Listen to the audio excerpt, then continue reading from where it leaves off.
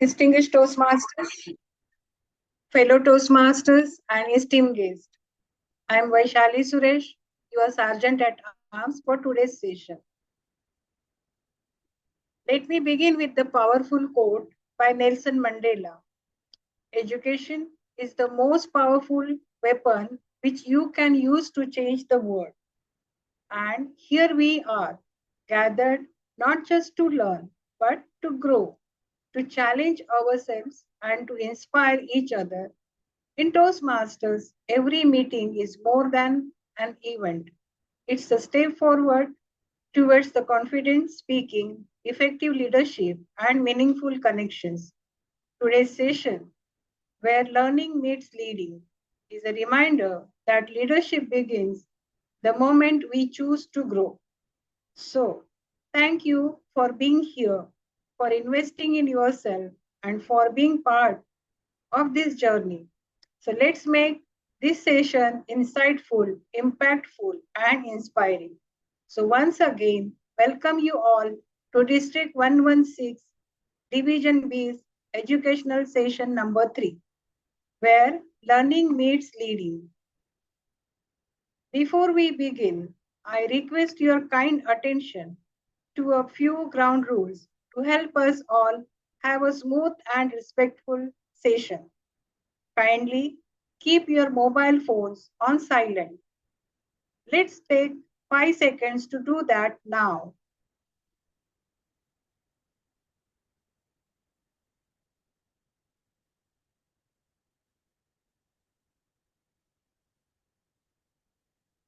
Please keep your microphones muted.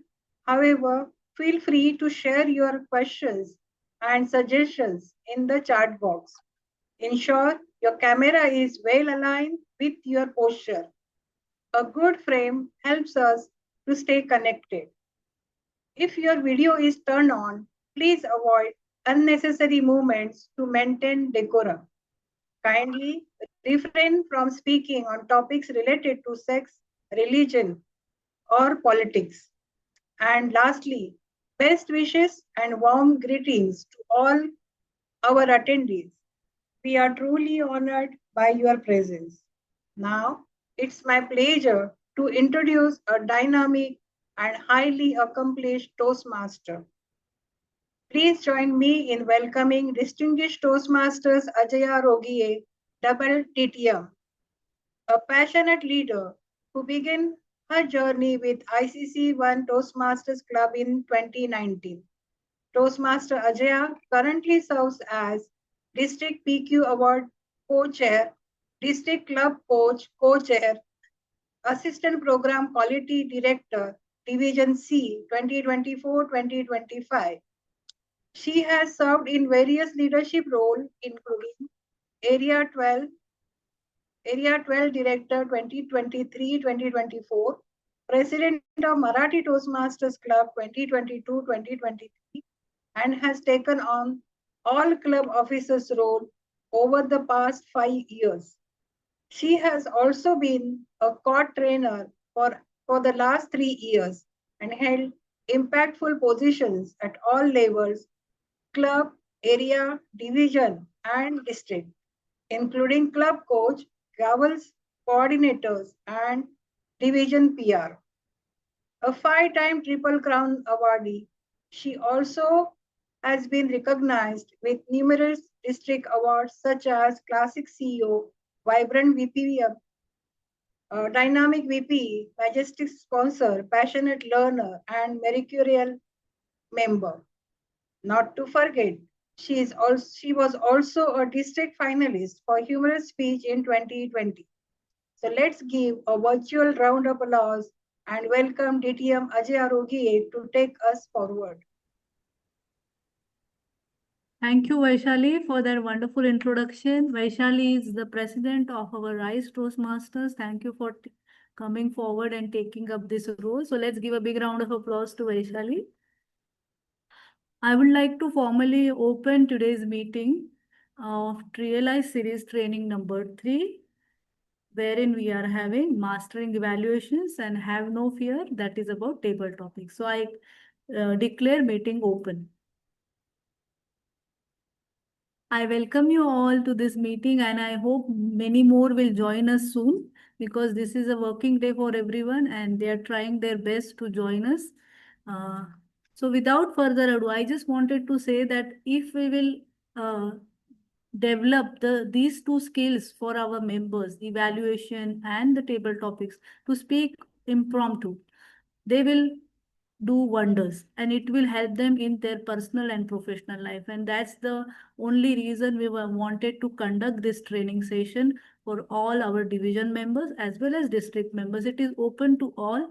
So without further ado, let me introduce today's role players who are going to help us in smoothly conducting this meeting. So as I said, our Sergeant at Arm was Toastmaster Vaishali, who is the president of Rice Toastmasters. We have a timer for today, Dr. Anuradha Mahajan.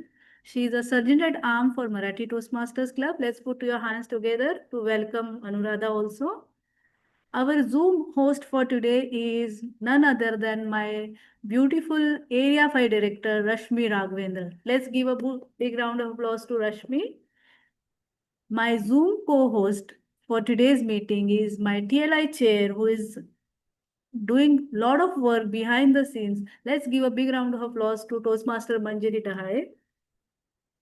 And today, my question and answer coordinator for today's meeting is my lovely friend and assistant program quality for Division B, distinguished Toastmaster Sridevi Lakshmanan. So let's put your hands together to welcome all of them. And without any other announcement, let me start with introducing our trainer for today's meeting. Dear members, if you have anything to ask our trainer for today, we have kept 5 minutes for first trainer and 5 minutes for the second trainer. So during question answer session, uh, during the training session, you have any queries, please put your queries to our question answer coordinator Shri Devi directly so that she can take up these questions towards the end of the session. When ma'am is there, she will finish her training session and she will be giving us few more tips and answers to our questions or queries. So please remember, don't disturb us during the meeting. You can directly message to Shri Devi and she will coordinate work with your queries with our trainer today. So let me welcome our trainer for today's meeting, who is going to take us through how to conduct and how to manage impromptu speaking and how to develop our skills from impromptu speaking. And her title is Have No Fear. Ma'am is having Raslyn is a passionate communication practitioner, educator who believes that there is a great speaker in everyone. It's matter of finding the key to unlock this ability. While her full-time job is to spend her husband's money, that's what she says. Unfortunately, he is a professor and not an investment banker. So she still has a sideline as a trainer, educator, every once in a while. A 6-time TTAC champion and who is diligently attempting to craft the humorous speech that will complete her DTAG Happy Meal toy collection. So let's put our hands together to welcome our trainer number 1, Toastmaster Rasiah, Raslyn, Agatha. Have no fear, ma'am, the stage is all yours. Good evening. Am I audible? Yeah, I may sound a little bit nasal because I'm still getting past the chestiness of running and flu. Every time I come back to Singapore in October, I tend to fall ill. I don't know why, but it's just something that happens. So today we're going to talk about table topics. There's a reason why the title is called Have No Fear.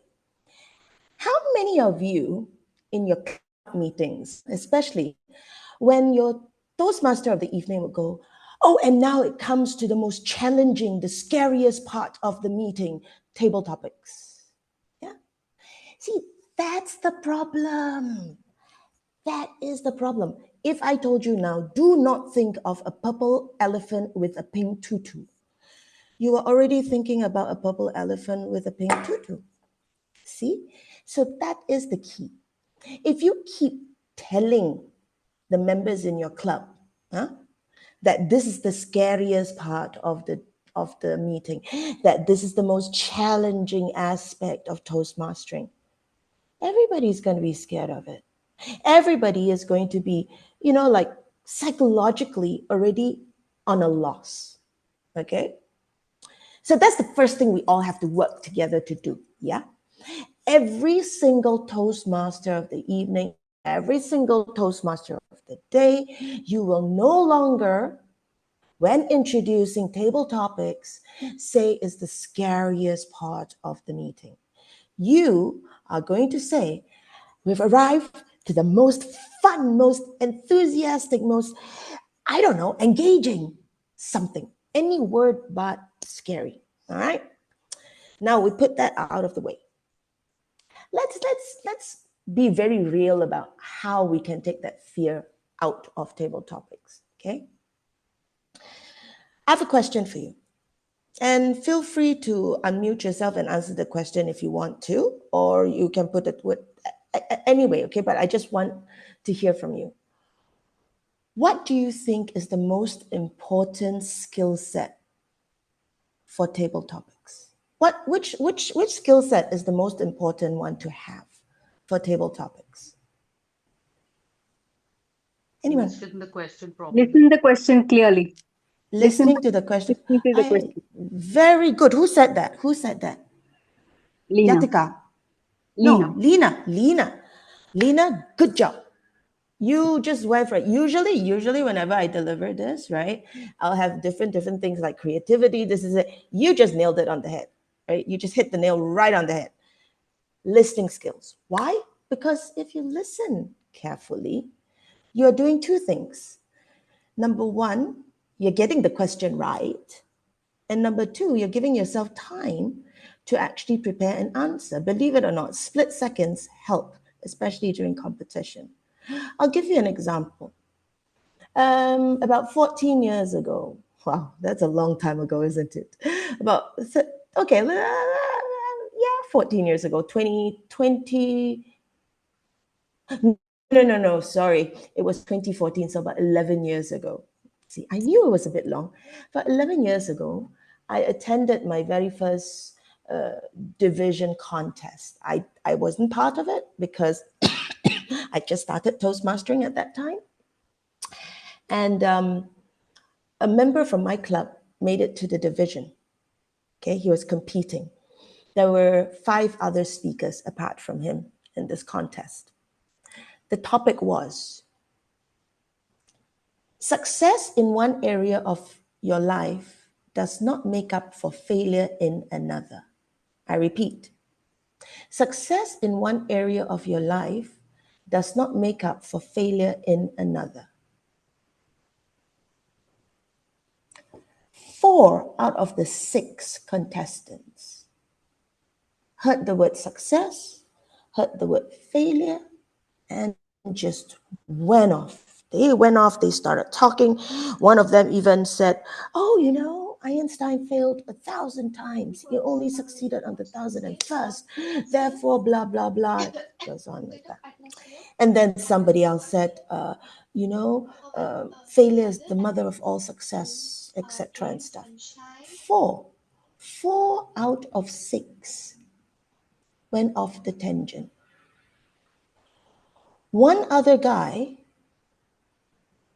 kind of kept to the point, but I think this guy was very new to Toastmastering, so he undertimed. He got kicked out. He got disqualified. My club member, Ida, he said, I'm very successful at my work. I've been promoted many times. I'm on the way to getting my 2nd master's. So I'm very successful in my education. And I've done so many things. I've been like this. My bosses are all very pleased with me. I'm on a track to doing something great. But I never heard my daughter's first words. I never saw my daughter's first steps. So I think I failed as a father. And all the successes that I have does not make up for what I feel as a failure as a father. That was brilliant.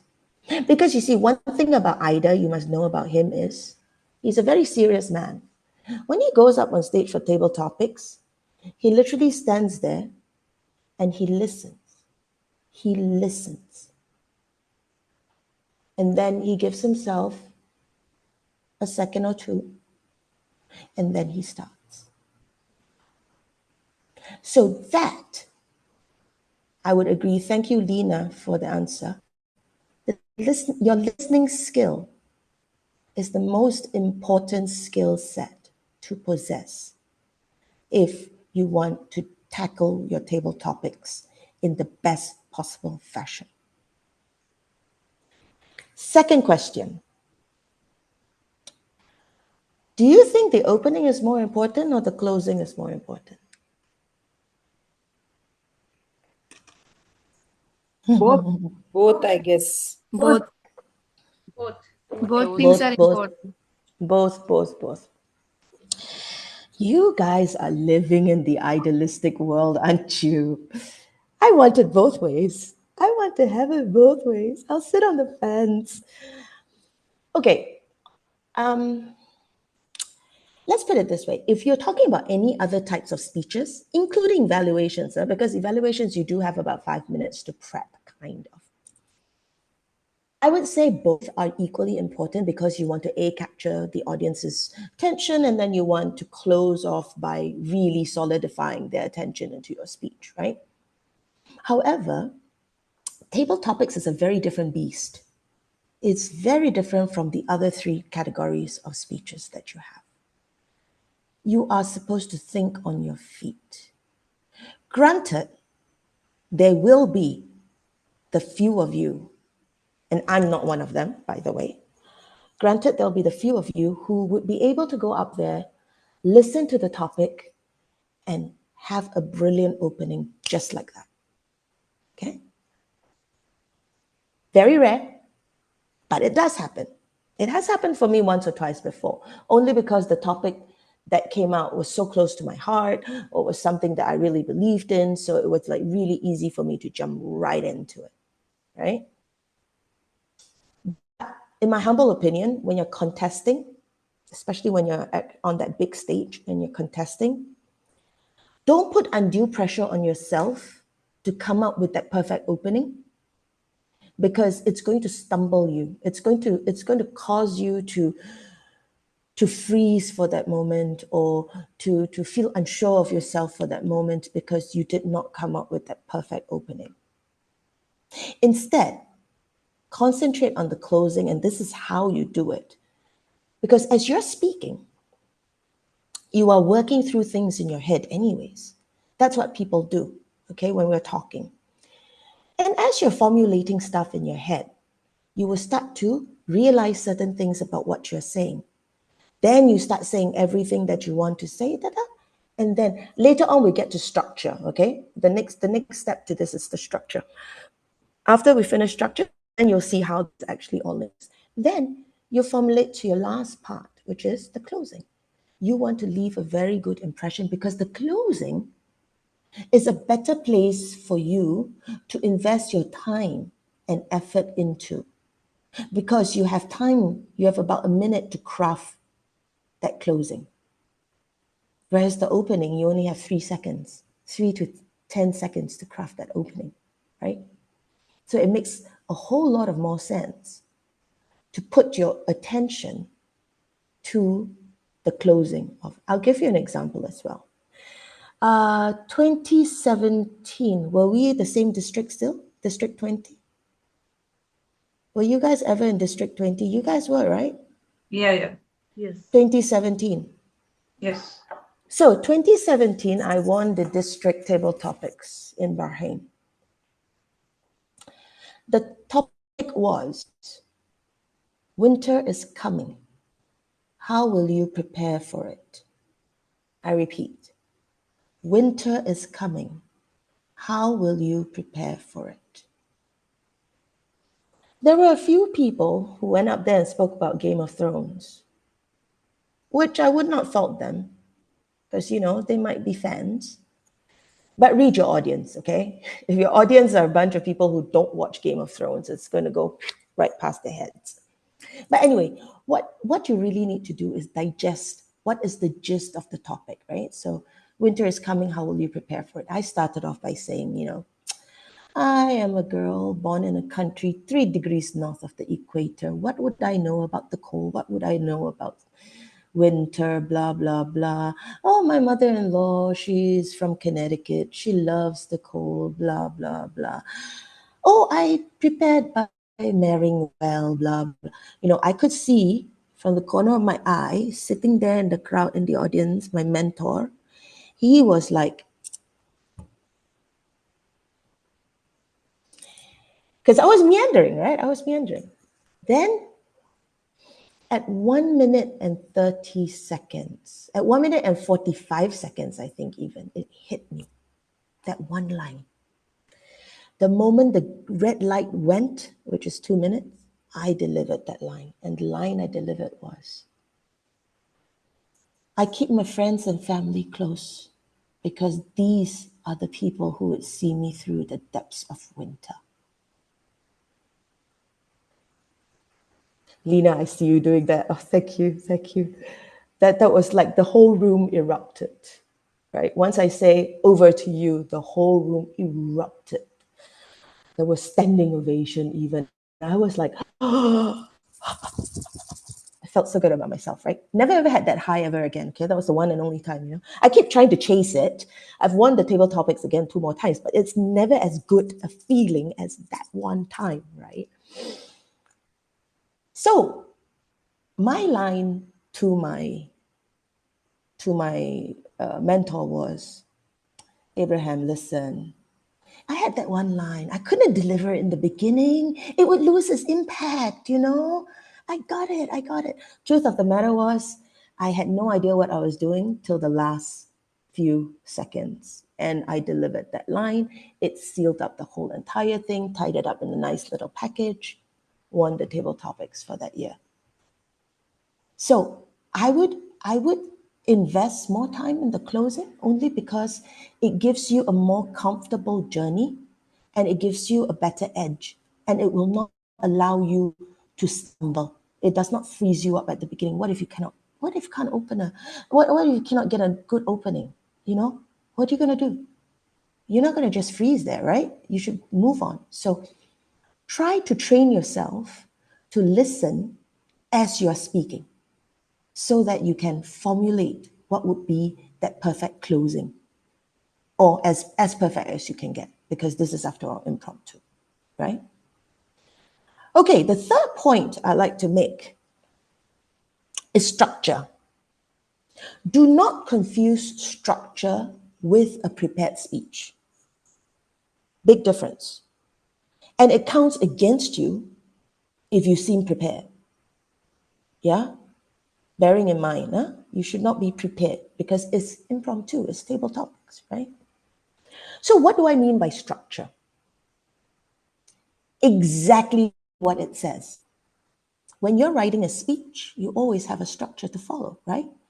Some of you are comfortable with the donut structure. You like to have some fluff, then the meat, and then a bit of fluff, and then put everything together. Poof, you have something there. Some of you like to be a little bit more creative. You open with an anecdote, and then you talk about the topic that you want to talk about, and then you close, correct? So when you approach table topics, you should also always have a structure. You should be in the back of your mind thinking, because just dissect table topics for me. Think about all the table topics you've gone through, especially during competitions. They're either a choice you have to make, right? They'll give you A or B, which is better, why? Or they'll give you a quote and they'll ask you if you believe in it. Do you believe in it or not? So very often in table topics, it's about a choice. There's a choice you have to make, or there's something that you have to explain, right? So one of the simplest structures that you can go with is make a choice, defend the choice, summarize, and close. Right? That's one structure. Second structure could be anecdote, if you suddenly could think of one. Because, no, sometimes, okay, well, I say don't be prepared.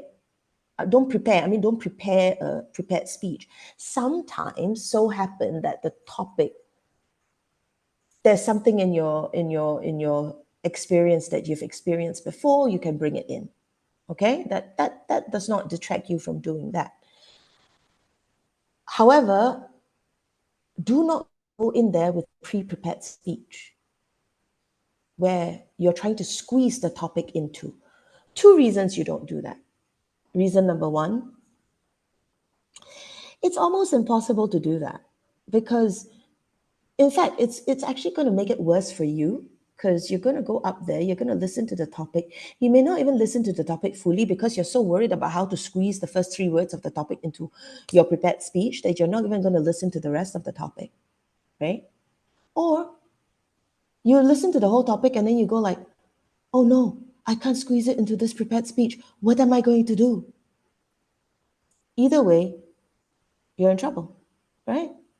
And the second point, the most important point, second point is, it's frowned upon. People don't like, judges don't like to hear, because it's not in the spirit of the competition. It's not in the spirit of the contest to have something prepared for table topics. Yeah? So far, any questions?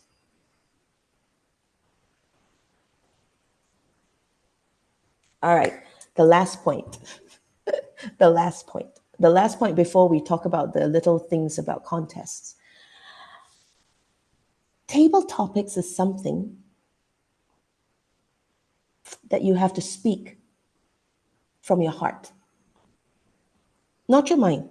Your mind maybe sometimes, don't get me wrong, sometimes with your mind you need the structure and stuff, but mostly it's from the heart, with passion and with something that you believe in. See, more often than not, we second guess ourselves whenever we have an idea of a speech for table topics, because we then start to guess. We could be like, maybe the audience may not want to hear this. Maybe the audience would be swayed more by something that is more emotional. So maybe I should change it a little. Well, but I really believe in this, but maybe the audience prefer me to say that. So you should not let people dictate your thoughts, right? You should always speak from the heart. In table topics, it's about convincing people. You want to convince the judges that you are the person that has the most conviction in that topic. And the only way to do that is to speak from your heart. Because if you believe in what you are saying, you'll find it much easier to convince others of what you are saying. If you don't believe in what you're saying and you try to tell people, the words would sound hollow. The words would sound as if like you're just putting on airs, or you're just trying to do something that, that is vogue, or something that, people want to hear. Always speak from the heart. I'll give you an example for that before I close with that one. One of the division contests, was it division? Yeah, one of the division contests, I said the topic was, when you think of success, who do you think of and why? I repeat, when you think of success, who do you think of and why? I was standing there on stage. Okay, this was a split-second decision. Huh?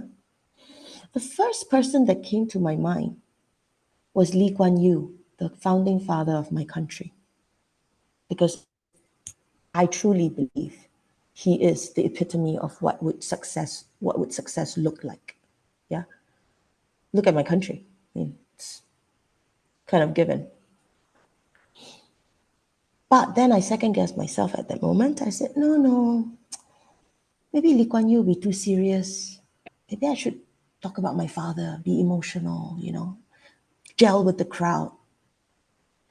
Then I listened to my own advice. I allowed the first thought that came to my mind to be the thought that would guide me, because that's the one that I'm most passionate about. That's the one that I'm speaking from my heart. I went up there and I spoke about, and it was so easy for me to speak about my country, to speak about Lee Kuan Yew, because I lived it, I believe it, right? And people could see the conviction they could hear the conviction in my words. They could see the conviction in my actions. They can feel it. It was palpable in the air. Ida, that same boy that, remember just now, my team member, my club member, he got second, I got first. He spoke about Sheikh Zayed, founding father of the UAE. I spoke about Lee Kuan Yew, founding father of Singapore. The reason why we both came in first and second is because we were both very passionate about what we're saying. The reason why I came first is because I'm a better speaker than him.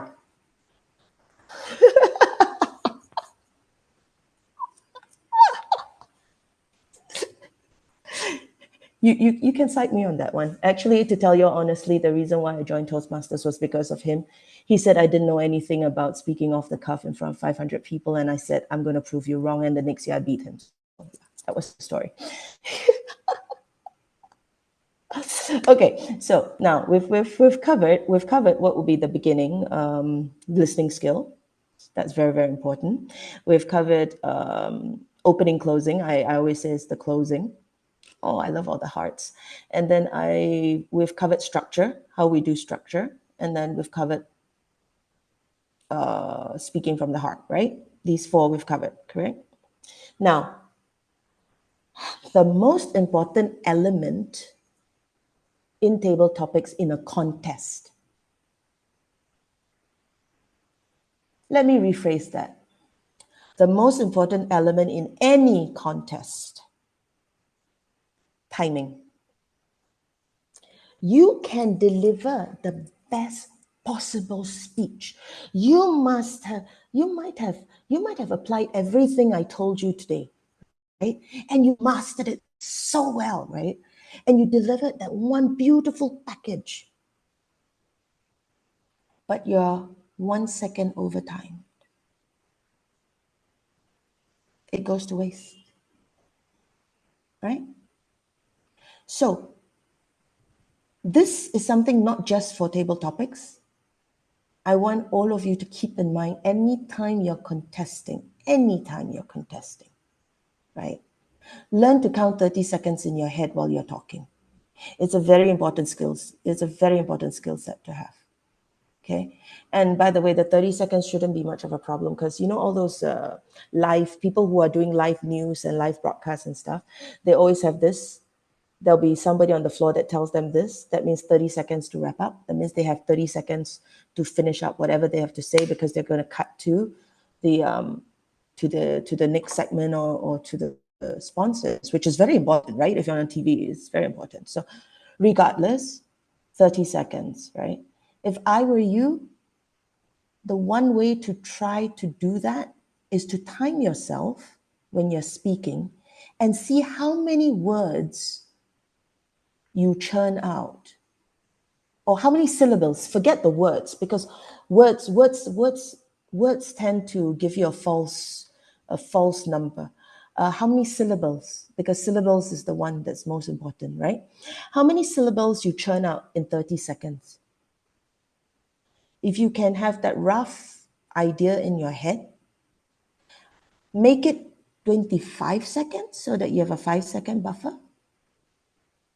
But you'll still be cutting it very close to the edge. Huh? But you see where I'm trying to get at, right? On how to actually summarize, so that just in case when you see the red light, you know how many seconds you have to actually wrap up, right? How many words you can do it. Okay, questions. I'm going to open the floor to questions right now. Thank you. Thank you everyone for listening and enjoying the table topic tricks and techniques. Thank you, trainer. The questions, I received only one question, and that also you answer at the end of the session. Wait. Then I have to use my line. Hang on. I have to use my line now. This is my favorite line. When there are no questions, it's either number one, I'm super good, or number two, you're all asleep. I will agree to the first one. You're super good. Oh, I will read that one question that also like okay, just read it anyways. how much pause can we take after listening to the table topic? That's before starting. That you answered just a few seconds before, 30 seconds. It's not only for table topic. No. 30 seconds is not for the pause before answering. 30 seconds is at the end. Okay. Okay, so 30, that's a very good question. From Toastmaster. I think it's no more than 5 seconds, 5 to 10 seconds, I think. No, 10 seconds is too long. So I think you no more than 5 seconds. You got to check the rule book. The rule book actually tells you 3 seconds is too short. For sure, I don't think it's 3 seconds. 3 seconds is too short. Wait, I'm trying to recall. There's a rule book on it. It's just that I've never really used that before. That's never come into my purview before. But if I'm not mistaken, the clock starts after 10 seconds. So the clock will start under two circumstances. The clock will start when either your first verbal or physical cue, right? Or after 10 seconds of nothing happening on stage. The clock would just start. But that's a very interesting question. You know what? Let me go and find out. Give me a week, because currently I'm still in Singapore. Okay? I will get back to you. I will get back to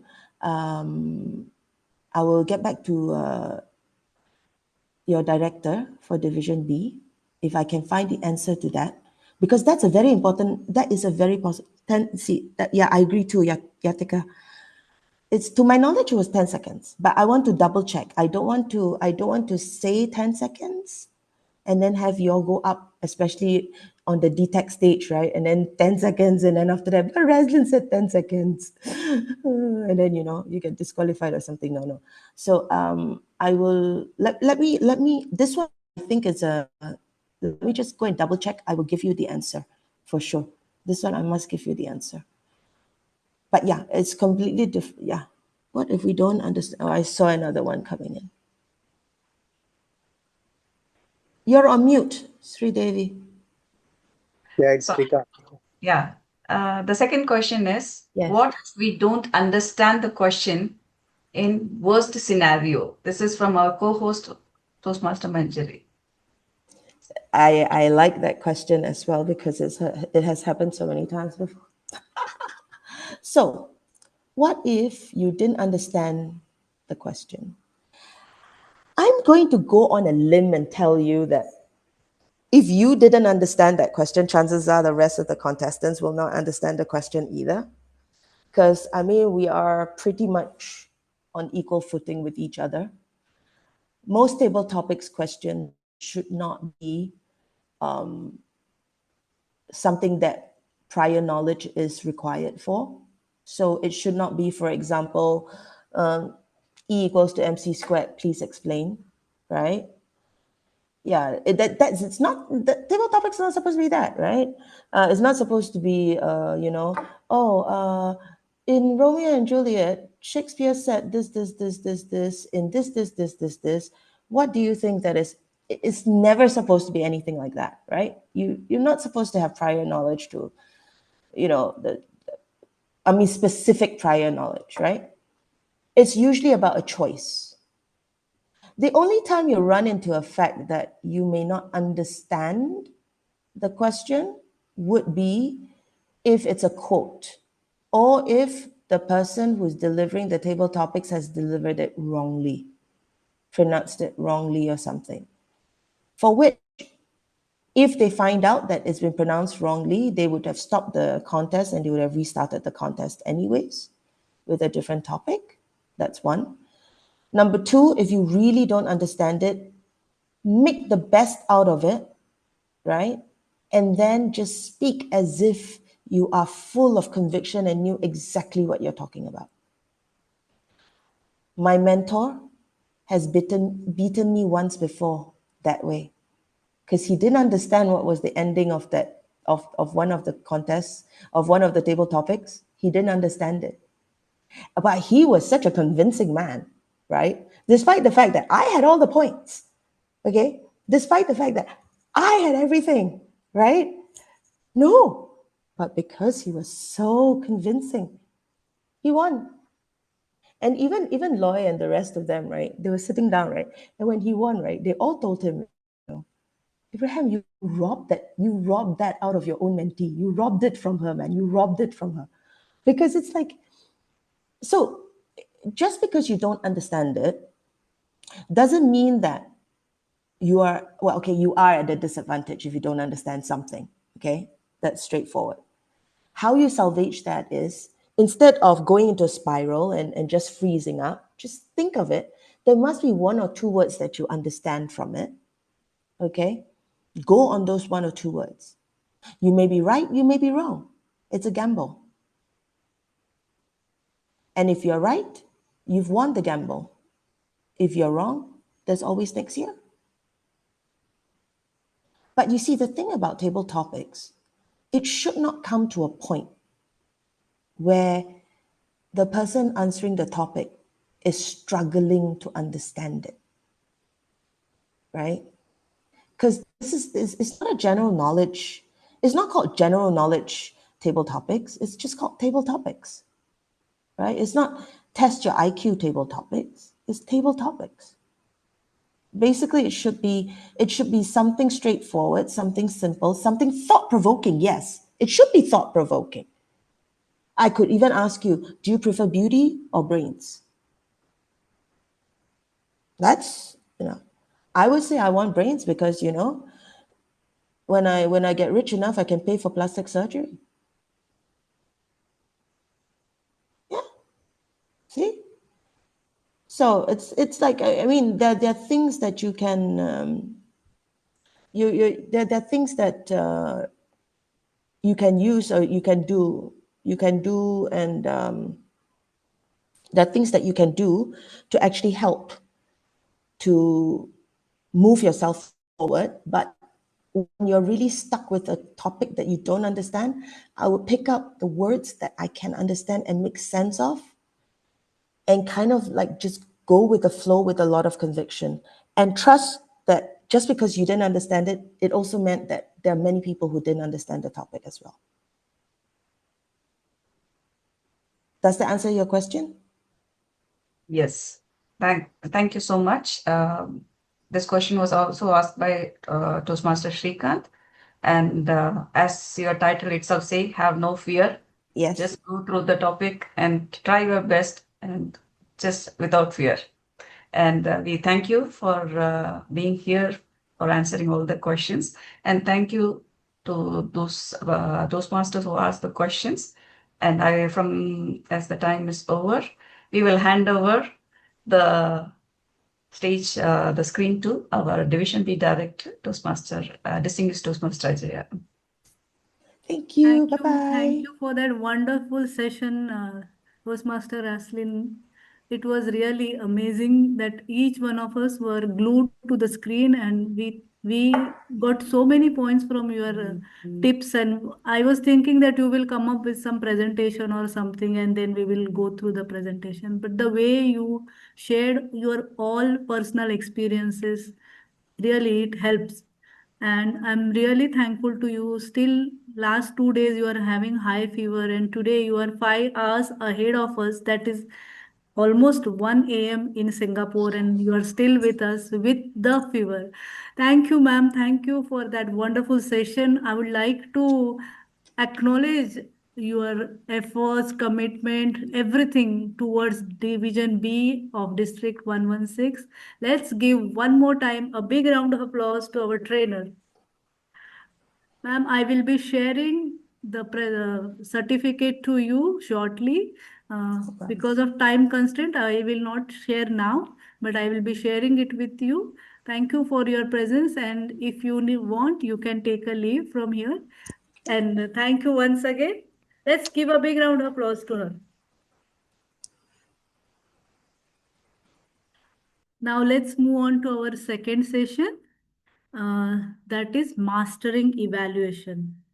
And I hope you all have enjoyed our first session. And without further ado, let me introduce our second trainer for today, who is going to take us through all the things what we need to take care while doing evaluations, not only in the contest, but also during other normal meetings, right? So let's put your hands together to welcome three-time distinguished Toastmaster Hashim Haleem. He's an IT consultant in Dubai for 13 years. He has a family of one wonderful wife and two kids. He's in he is in Toastmasters for last 10 years. His achievements, as I have already posted everywhere, that is DTM 3 times, district winner 6 times, World Championship of semi-finalist 2024. And his hobbies are Toastmastering, movies, rock music, torturing people with his cooking. So let's put our hands together to welcome three-time distinguished Toastmaster Hashim Haleem for the topic Mastering Evaluation. The stage is all yours, sir. Thank you so much, Division B Director, DTM Ajaya. Good evening, everyone, fellow leaders based out of Qatar. Very nice to be with you again. It's been a while since I've spoken in Qatar, but I'm happy that you're all here. And I presume you've all enjoyed a really lovely session from Raslyn. She's an excellent speaker as well. I do go back a long time. She's based in Abu Dhabi, whereas I'm based in Dubai. So we have come across each other before when we were one district, not these days, of course. Great. So after your enthusiastic session on table topics, let's cover evaluations. If you think this is going to be as fun as that previous session was, my apologies. It's not going to be as fun as that. But evaluation is a bit of what I call the hallmark of Toastmasters. See, in life, you don't get feedback, right? If you do, you're lucky. If you have really strong people in your life, a good mentor in your life, you do get feedback. But feedback and a second chance, very unlikely. But in Toastmasters, every single time you take the stage, you get feedback. Not from one, but from as many people as you ask, you can get feedback. And that's the beauty of Toastmasters. Everyone's here to help you become better. All right, so quick story before we get started. I remember the very first evaluation that I got. I had just joined Toastmasters a few meetings in, and they asked me to do my icebreaker.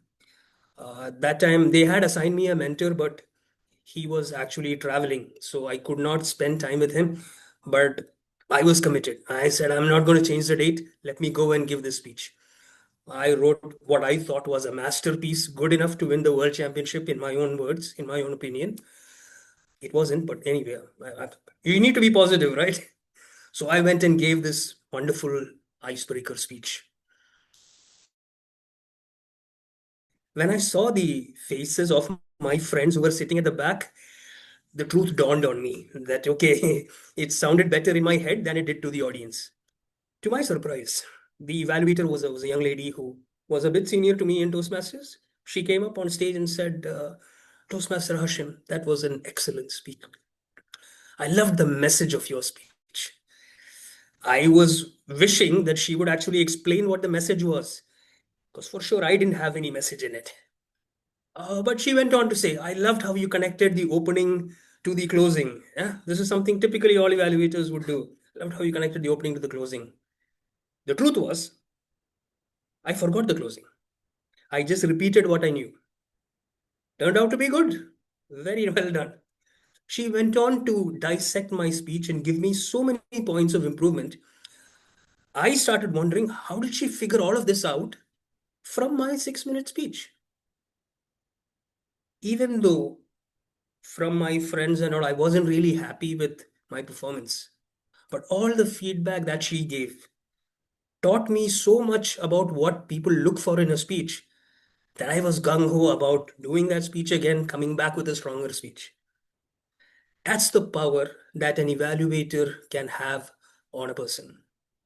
Now just think, if that evaluator had said, Hashim, that's a lousy speech. You didn't have this, you didn't have that, you had nothing. I probably would have thought 10 times about whether to come back or not. Yeah.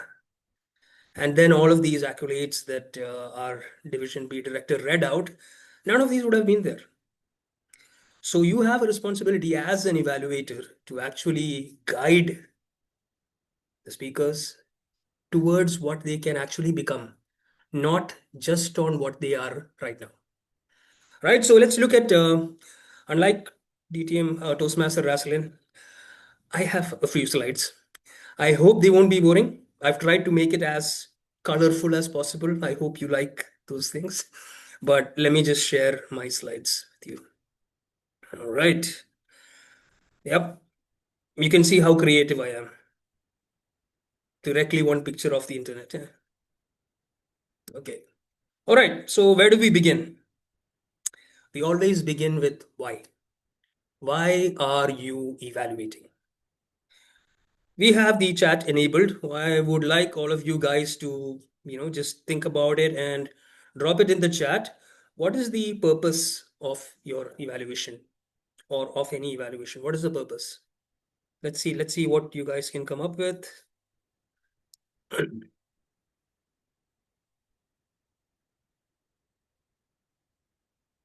Yeah, anybody? Or are you allowed to message? Yeah, okay. Motivate the speaker, give an honest feedback, force speaker to be better communicator, provide genuine feedback, positive and areas of improvement for improvement in speech. Very good, very good. All right, good. I was afraid that you guys probably are tired out. I know you're tired and handsome and beautiful all at the same time. But let's see what we can do with your answers. All right, everyone is correct, right? To know our strength and improvement part. Yes. Okay. Question to you. Who improves from your evaluation? All of these that I see in the chat is about that speaker improving, that speaker doing better. But is it only the speaker who improves? The audience too. Very good. The audience also improves how much we understand the speech and what to be done in improvement. Correct. So it's not only the speaker, it's also the audience who's improving. Very good point from Sridevi over here. When I evaluate, my listening power increases. It's not only your listening power. When you analyze a speech and you give suggestions genuinely on how that speech can improve, the next time you write a speech, you will incorporate that as well, won't you? So it's not only that speaker, it is not only the audience, it is also you who's becoming a better speaker. So in my view, the purpose of an evaluation is to help make better speakers in general. Everyone in the room benefits from what you are presenting.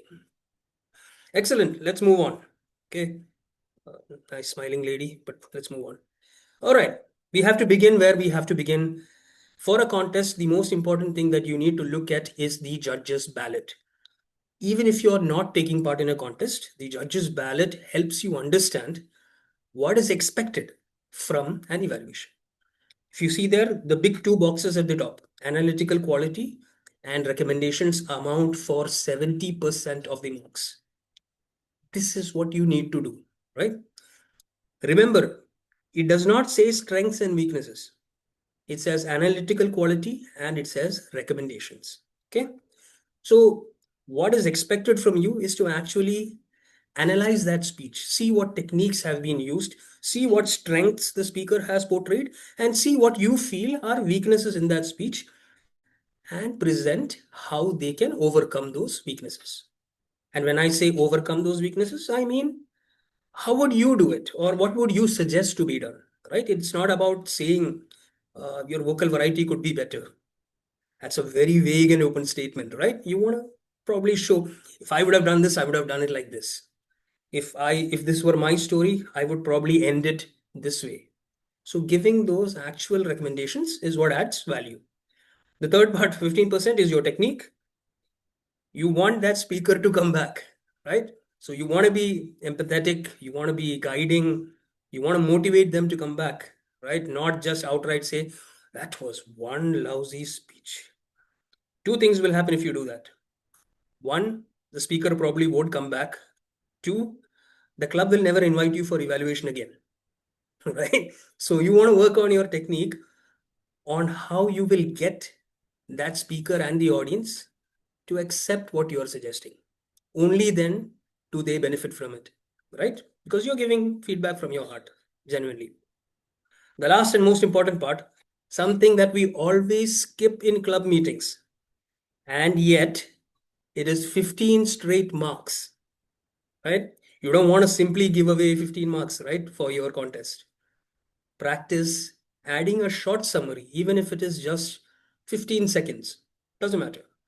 Practice adding a summary in your evaluations. In the contest, the only thing that is going to come out is what you have practiced in your club, right?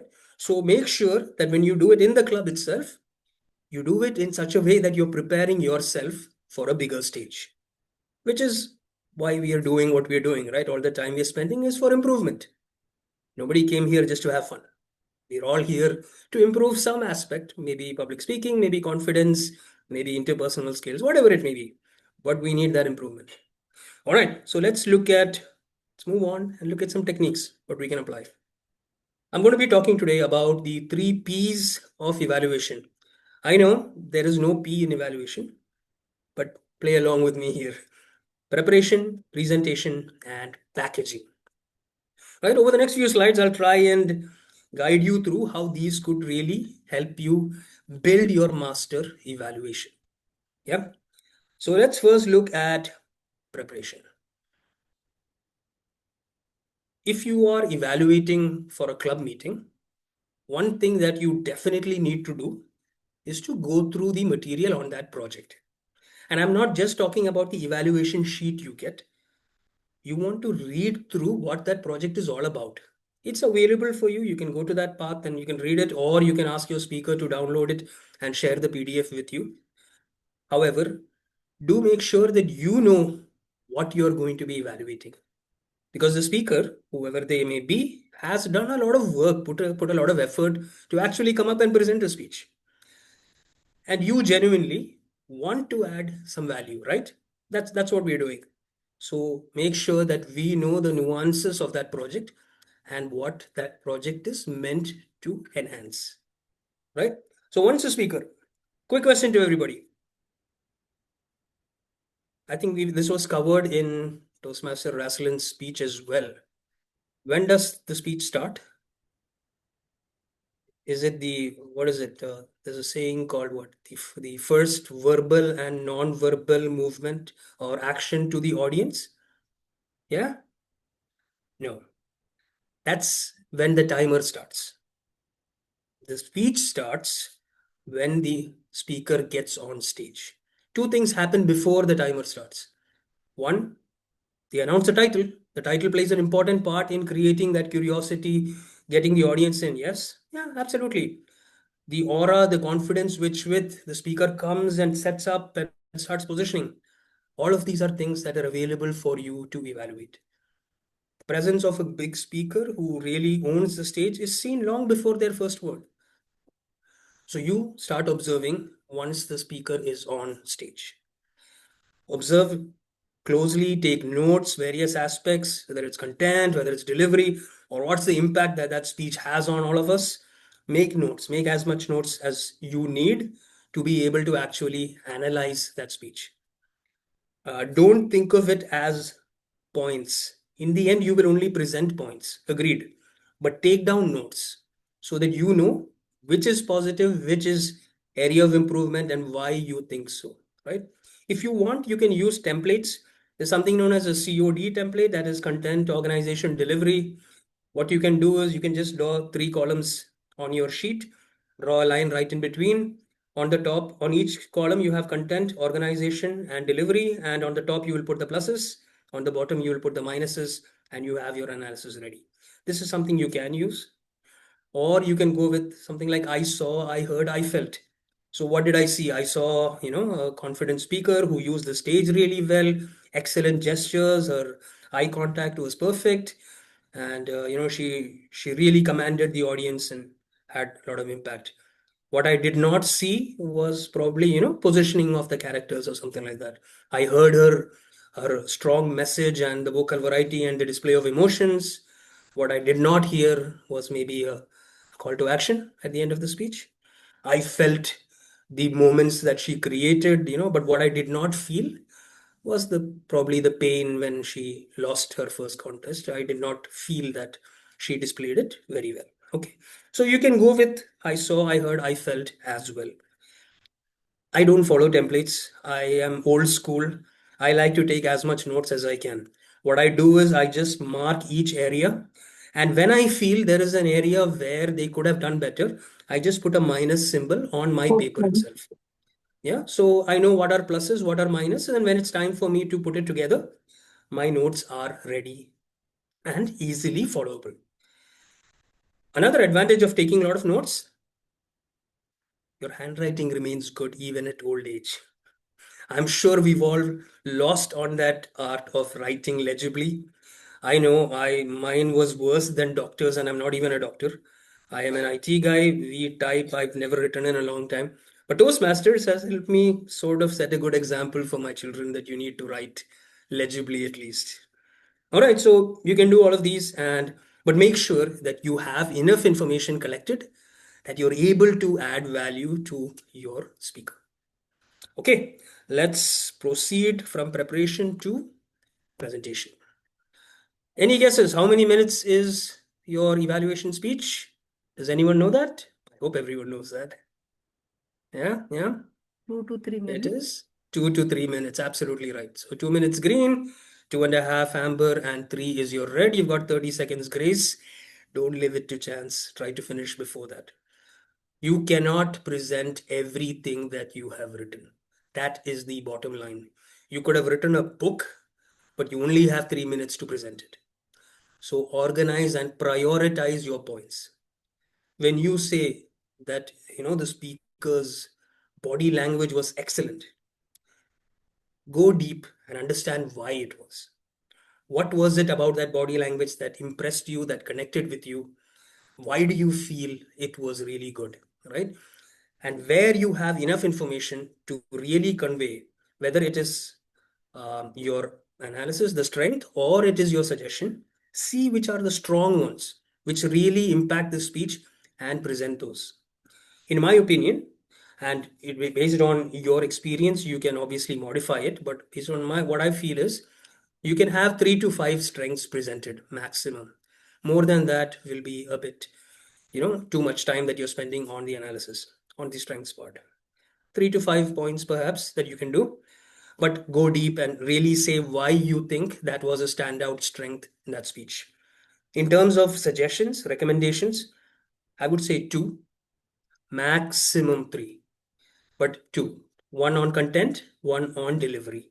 That is more than enough. But make sure that those are really good, impressive points that you can present with a lot of evidence and say, demonstrate, and say why this would really impact that speech. Yeah. If you give more than 3 recommendations, that speaker's going to feel really bad after your evaluation. If you have 5, 6, 7 recommendations, my goodness, they're going to run for their life. 2, max 3. Okay. Start and finish positively. Always, it doesn't matter if it is evaluation or table topics, international, humorous, you've got to start and finish strong. The audience decides whether they want to listen to you or not in the first 30 seconds of your speech.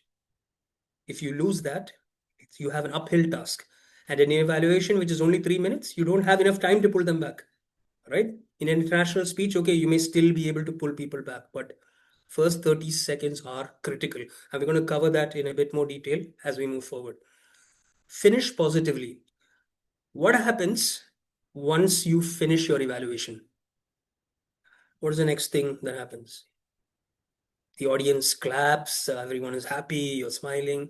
Fair enough, that's all fine. The judges start marking your ballot. So if you end on a high note, the 75 becomes an 80. If you end on a low note, the 75 becomes a 70, right? So you want to end really strong. So when you structure your presentation, remember, this is a speech. So you want to have an opening and you want to have a closing, which are really strong. Be honest. Don't be brutally honest, but be honest, right? Genuinely want to support the speaker and the audience, right? Genuinely give feedback. So be honest in a nice, empathetic manner. Do not forget to summarize. If you do not sorry about that. If you do not practice during your club, you will not be able to find time during the contest. So even in your club, make it a habit to summarize, even if it is just for 10-15 seconds. That's it. Practice timing yourself. Don't worry. Everybody says that. I will give you the tips on how you can time yourself. Yeah. So you don't have to depend upon anything else. Different people have different techniques. I don't expect you to count or do anything of that sort. Just be yourself and go. I will show you how, in an evaluation, you will be able to time yourself. Right? My promise. Packaging your evaluation. Why is packaging important? In a contest, there is one test speaker, right, who is going to be giving a sample speech, and all the 8 or 10 or whatever evaluators are going to be giving feedback on the same speech, right? There is a big likelihood that the points are also going to be similar. Maybe not all, but there could be many. So what is going to keep you apart or make you stand separate from your other peers, from your competition? It's the way you package your evaluation. Can you present it in a very innovative manner? Starting, I already mentioned first 30 seconds is game time for you. Start with a hook. You need to get that audience right at the beginning. So what is it that you're going to put at the beginning that is going to grab the audience's attention? There are many ways you can do this. You can start with a question. You can start with maybe a joke, maybe some humor, or maybe a quick 2-sentence or 2-sentence experience. Not more than 10-15 seconds, because you want to get to the meat of it as well. But you need to hook the audience right at the beginning. Now you need to use this. You need to have a certain strategy when it comes to hooking the audience right at first. Okay. If the speech had many humorous elements in it, then it is safe for you to go with some humor upfront. And you don't need to create something. Pick something funny that you felt from the speech and just add on to it. Just apply your experience or yourself into that piece. Okay. So, for example, if the speech was about, say, a cricket team, something that he was a part of, you can say, you can take it up front. I really admire the speaker for being a part of the cricket team because I was the lousiest batter there ever was. I mean, with 1 run to win and 6 balls, I still couldn't win. Make some joke or make something at that point of time to get the audience laughing and smiling right at the beginning so they're hooked on to you. It's not always appropriate to use humor at the beginning. What if it was a very sentimental, very powerful, or emotional kind of speech? Maybe starting off with humor is not in good taste. In that case, check for a profound statement that was made in that speech and see if you can bring that at the beginning and probably attach it to your experience or add something onto it of your own to it to really build that connection right at the beginning. So humor or something profound, both of these are excellent. Pick and choose as per the speech that has been delivered. All right. So when you give your suggestions, demonstrate how you would do it, as opposed to saying her vocal variety was could be better. Be specific. When you were talking about that sad moment when you failed in that exam, I would lower my voice and probably speak a little slower to really milk the emotion in that moment. Show it and explain it, right? So pick whatever statement, be specific example from the speech, what was said, and you say it or present it in the manner that you would like. You can change anything in that speech. Okay. So content and delivery, because remember in the speech, in the end, your evaluation is your honest opinion. It's not like we all get PhDs from Harvard University for giving an evaluation, right? It's nothing like that. This is what we honestly feel will help that speech get better, right? And we are showcasing it to the audience. So pick that specific area that you want to enhance and demonstrate how you would have done it. You can say, okay, I think the closing was not as impactful as it could have been. My suggestion would be to try it like this and give what you think your closing would be. Remember, when you give suggestions, there are certain words that you want to avoid. One such word is should. There is no should. This is your opinion. So always say, in my opinion, or if I were to do it, or maybe the next time you can try and add this in an empathetic manner. There is no should, there is no but in an evaluation at all. If you notice, there are two things that you will not find in my presentation at all if you were expecting it. There is no, the common statement that is always said about evaluations is that it is the breakfast of champions. No such thing in my speech. Yeah. No sandwich method either. Sandwiches at night don't work with me. I am typical Indian. I need rice. I can't do with sandwiches at night. Maybe if this was in the morning, I would try sandwiches, but no. So no sandwich method in my speech either. You guys understand the importance of rice for us Indians, right? Rice is an emotion for us. Yeah. Okay. Anyway, moving on. Try and infuse humor, right? Keep it going. You 3 minutes, you need the audience connected with you. It does not have to be big humor, even subtle humor. For example, if you're telling how visual that speech was, say, I remember that scene where you were describing the birthday party and all your friends were eating the chocolate cake. It was so descriptive. I felt like I was there myself and the chocolate was dripping down me. I was that kid at the back. Sort of try and make it funny, make it lighthearted, put yourself into the story, but use these as examples that you can use to actually make your evaluation speech a little lighter, a little more connected with your audience. Be innovative in your presentation, right? If, for example, try and use parts of the speech or the theme of the speech in your evaluation. Let me give you an example. I took the case of a speech where the speaker was speaking about his playing cricket during his college days. Okay. So you can start by saying, that, okay, for the first innings of my evaluation, I'm going to talk about the things that I liked.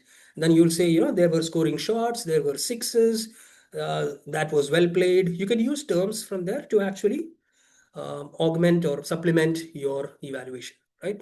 And then maybe in between, you could say, now in the second innings of my evaluation, I'm going to step into the role of your coach and give you some feedback, So be innovative. Try and use something from it, something different that all your other competitors are not going to be doing, right? Or they won't be doing unless they're also here listening to my talk today. Yeah. In which case, I don't have copyright on this. But you get the point. Try and be innovative. Try to do something different so that you get the audience's attention. So if it is your club meeting, try to use, the theme, the location, maybe the speaker's name in a very innovative way, the title of the speech. All of these can give you clues on how you can be innovative in your presentation. Last and final thing, end with impact. The ending has to be a bang. Has to. I know there is no has to in the evaluation, but in my presentation there is. Has to be a bang. Because you want to leave them with high energy, clapping for you, cheering for you. Man, if you can manage to get a standing ovation, nothing like it. But have a really strong ending to your evaluation. So when you're preparing your notes, spend some time thinking about what you will open with and importantly, what you can close with. The simple rule, openings and closings need to be connected or can be connected even in your evaluation. So think of one thing, use it at the opening and twist it a little bit and use it at the closing, but end strong. All right. So that's how we've done the presentation. We've done the preparation, presentation, and packaging of your evaluation. All right. What I promised you. the structure of a winning evaluation. Feel free to take pictures, nothing unique in it, but just observe what I've put in there, right? So the first is the opening. It's called a hook because we want to hook the audience. This is 10 to 15 seconds. Try not to exceed it so that otherwise it eats into the time that is available for you. Next, we move on to the strengths. Okay, what we're analyzing the speech and coming up with what were the strengths that that speaker displayed. Why do you think they are strengths? Why did that particular thing they did so well according to you? How did it impact you? And why do you classify it as a strength? Be very clear in giving those details. You don't need to do too many, 3 to 5, I said.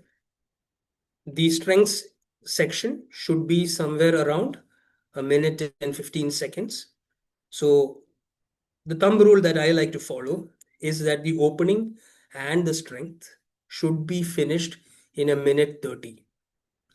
How can we get that? When you're sorry about that. When you're doing your suggestions, okay, you should have started your suggestions before the green light comes on. Yeah. So before the green light, you should have finished your strengths and started with your suggestions.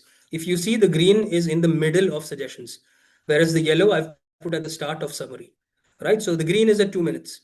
So 1 minute 30, aim to have started your suggestions.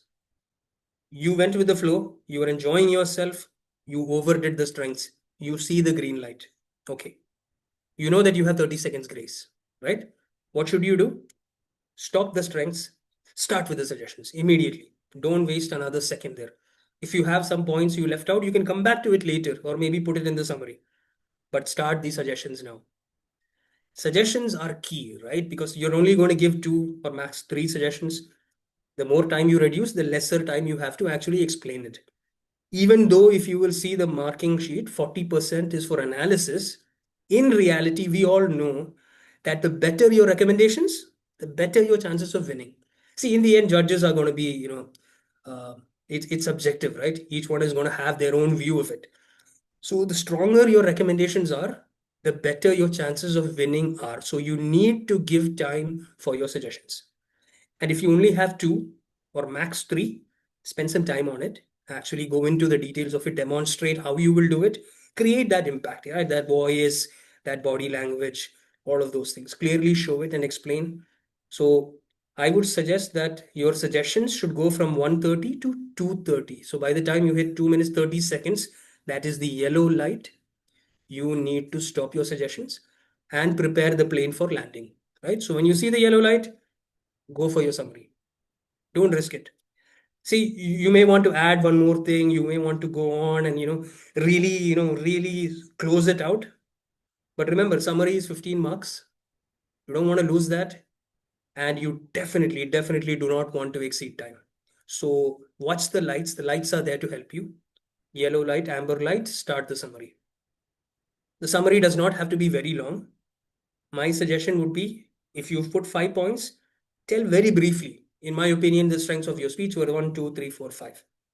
And if you incorporate 1 and 2, your speech will be better. That's enough. 10, 15 seconds is enough.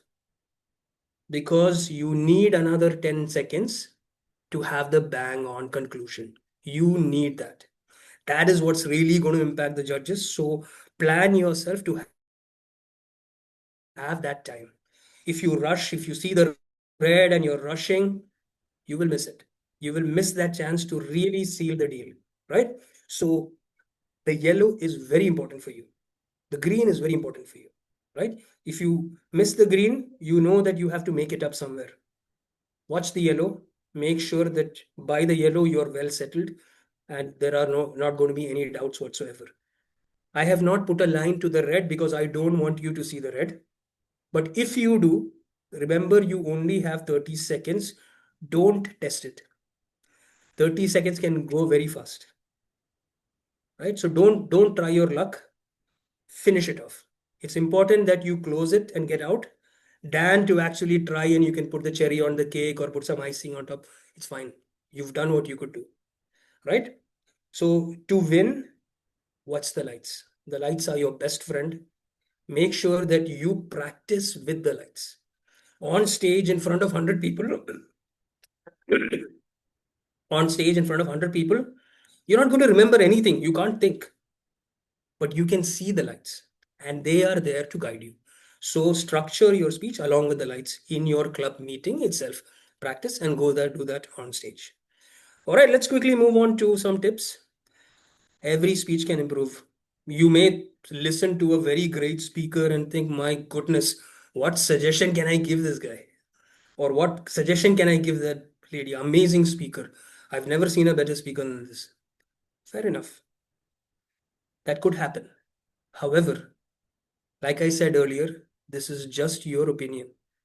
There is no tried and tested, there's no chemistry lab and the results have to show some green or yellow, nothing of that sort. This is your opinion. If you feel that intro could have been better, just explain why you think so. That's about it. Sometimes, people go into their stories and don't really focus on having a strong intro. Even great speakers, sometimes, the audience response is more and they lose out on that conclusion. Could be. Watch out. Just keep your eyes open, pay attention. Fine. Tying the opening to the closing, some people miss it. Sometimes people have more than one message in it. If you feel that's what has happened, bring that up. It's good to have a specific message, single message that would really, multiple messages dilutes the impact of the speech. Some people forget to put a call to action. They just talk about their experience and then they go directly to your message. They don't tell how we should do it, or they don't say what changed in their life that we can apply. So sometimes people miss that out. Pauses, humor, the characters, if you couldn't follow it, using the stage. You will be surprised to see how many people actually miss this out. Using the stage effectively, especially if it's a big stage and they're not used to that stage. Sometimes people try to cut it short. So you can always say, you could have used the edges of the stage, you could have used the depth or the front area or the back area of the stage. Sometimes people usually walk on a linear angle. They don't look at the depth. So coming up close and going to the back, these are areas that commonly get missed and you can actually bring it on.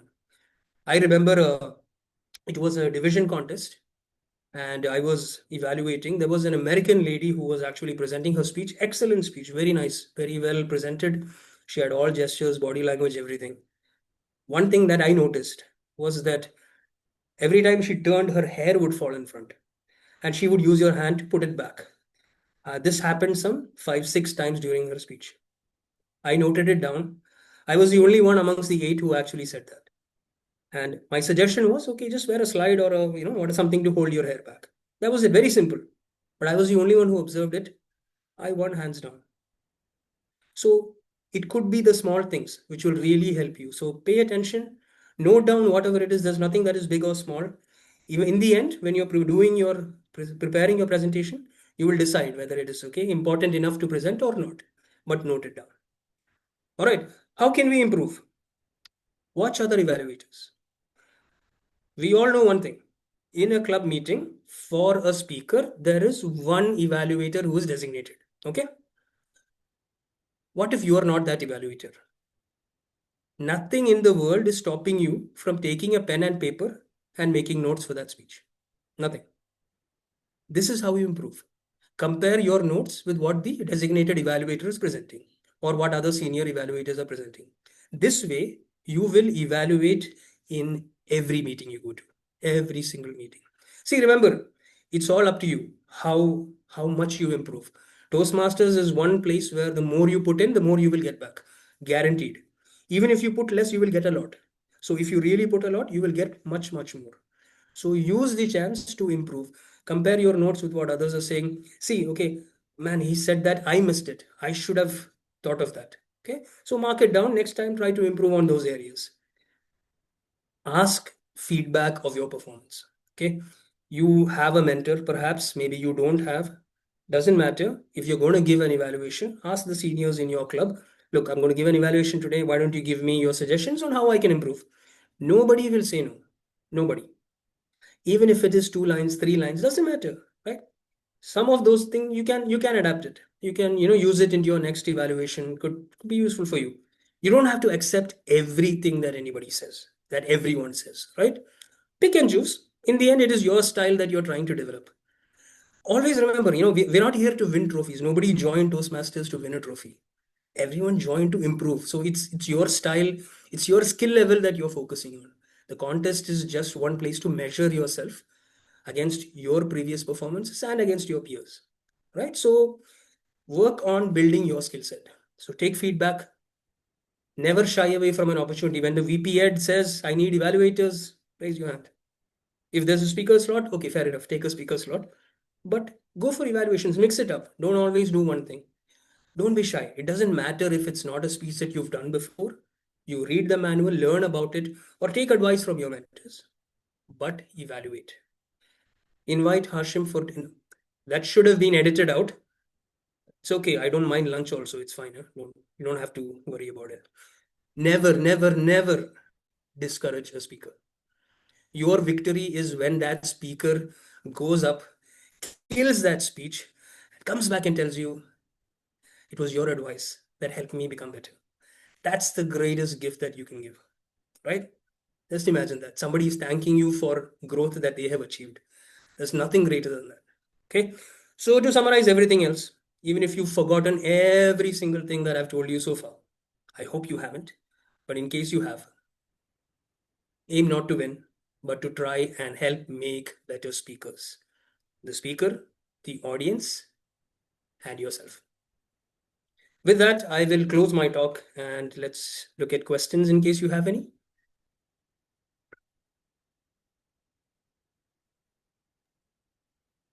Give a round of applause to our trainer. It was a wonderful session, sir.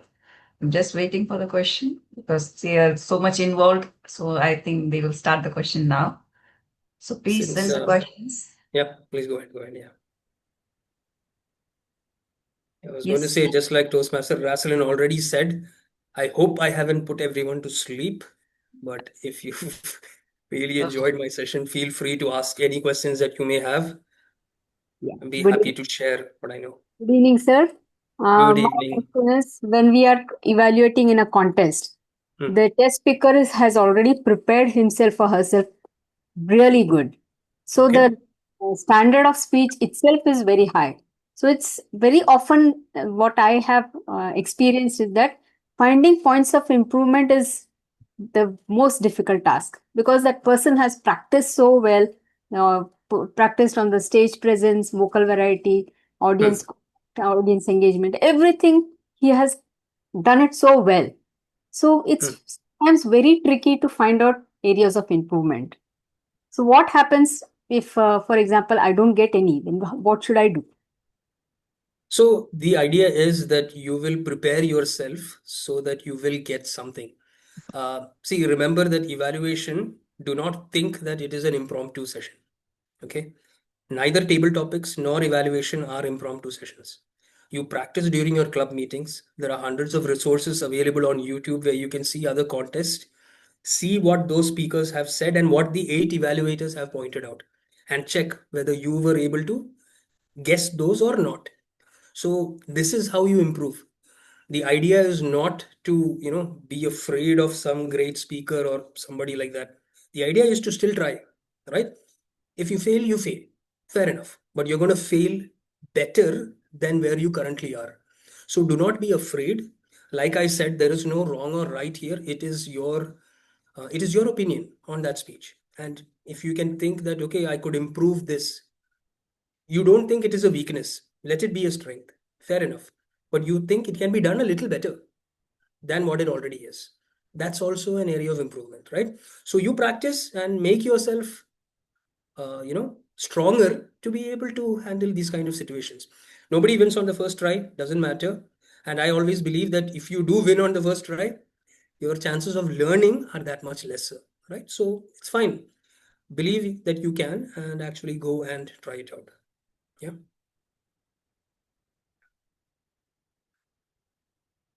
There's a question from Vidya on the chat. While taking notes, I feel like I sometimes miss some parts of, sorry. Some parts of the speech, how to tackle this. Sometimes accent makes it hard to understand what to do in this case. You are right, Vidya, that does happen. Sometimes you do miss notes. It doesn't matter because, like I said, you don't have time to speak every single thing that you have noted down anyway. So you do the best with what you have actually noted. Sometimes, some storytellers are really good and you get carried away and you realize, man, I've missed 40 seconds of the speech. What do I do now? Right? Make it an advantage and say, oh, your storytelling was so good, was amazing. I couldn't keep notes only.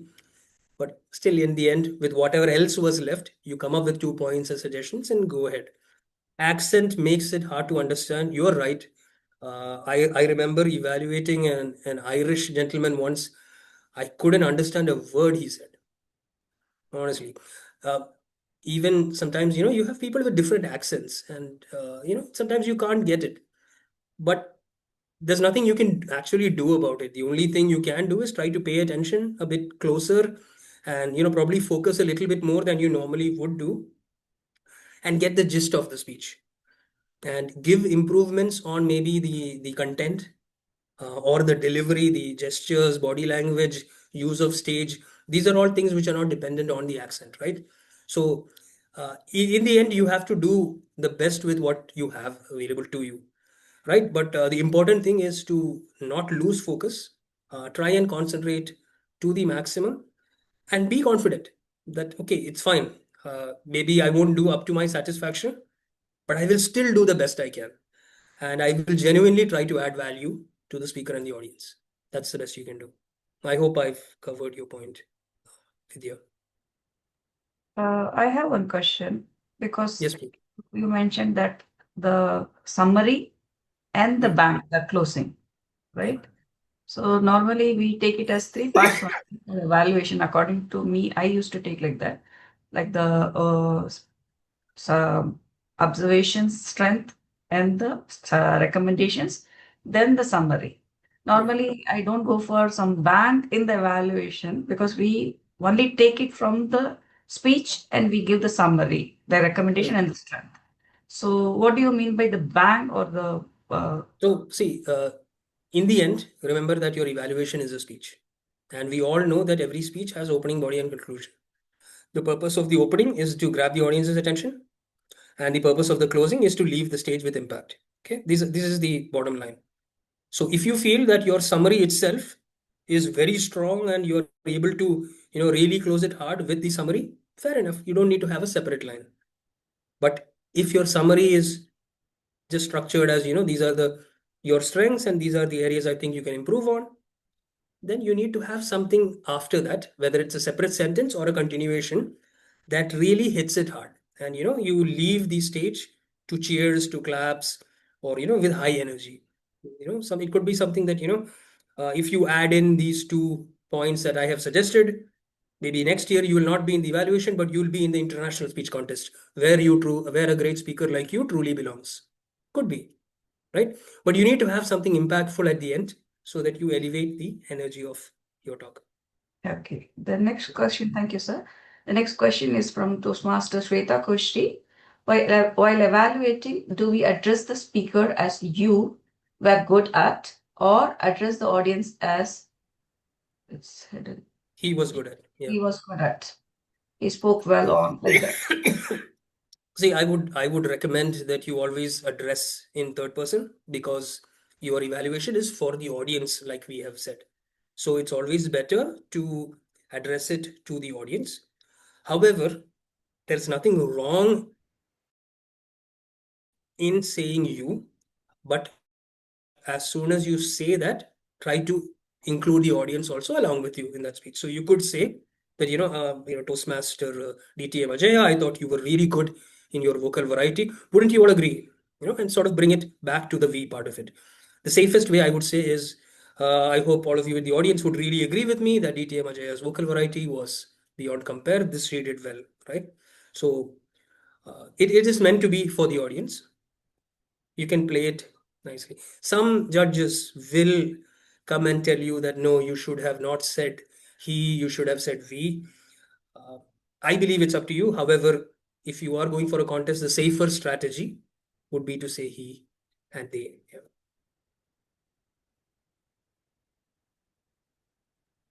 Yeah. Anybody else? Do we have any other questions?